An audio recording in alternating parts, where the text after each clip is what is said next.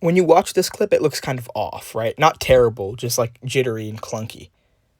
When you look at the individual frames, you see that the arms swing to a different height each step. So that inconsistency makes it look jittery. It makes it look like it's not flowing. The reason this is bad is because a walk cycle should be a cycle, right? A cycle is the same thing happening over and over. But if the cycle is broken and the arms move differently each time, then you can tell and it looks like a broken cycle. There's a certain like flair that it gives an animation, but generally it's not the best. This animation though, it looks nicer, right? It's not as distracting and it looks a little smoother. When you look at it frame by frame, you can see that the arms in this clip move to roughly the same place each time. They're more consistent, so the animation has a better flow and it looks smoother. Your background is pretty important when you're making a stop motion because it's the setting, it's where everything is happening.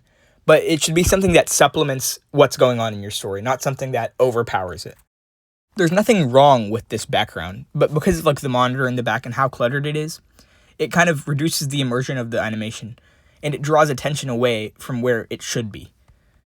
If you have something like a blank wall, though, it kind of puts attention more on what's being animated instead of the background, which draws attention to where it needs to be, and that can be especially useful if you have like a character-driven story where the viewer needs to be paying attention. The first thing that you learn about stop motion is that making anything of like a meaningful length takes an insane amount of time. It'll take like 45 years off of your lifespan to make 10 seconds of animation. So having patience is really, really important because otherwise you can't get very far. One of the most important things with the time consumption is that if you ever feel like, oh, I'm tired, I don't do this anymore, you should take a break and step away for a minute. So once you're energized, you can come back. Because if you start doing it when you don't have that momentum, then you'll put less effort into it, and then the product won't look as good. And when you see a product that doesn't look good, it encourages you to put even less effort into it.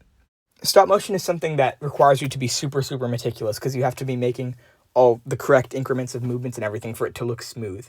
So if you're not willing to be meticulous at a certain point, you should either take the break until you're willing to be, or you can just kind of grind through it. Like, mindfully, don't let yourself make the big movements, even if you're feeling restless. Just keep doing it the right way. That's pretty much everything I have to say. But pro tip for the advanced people, never drink gasoline while making a stop motion because it's bad for you.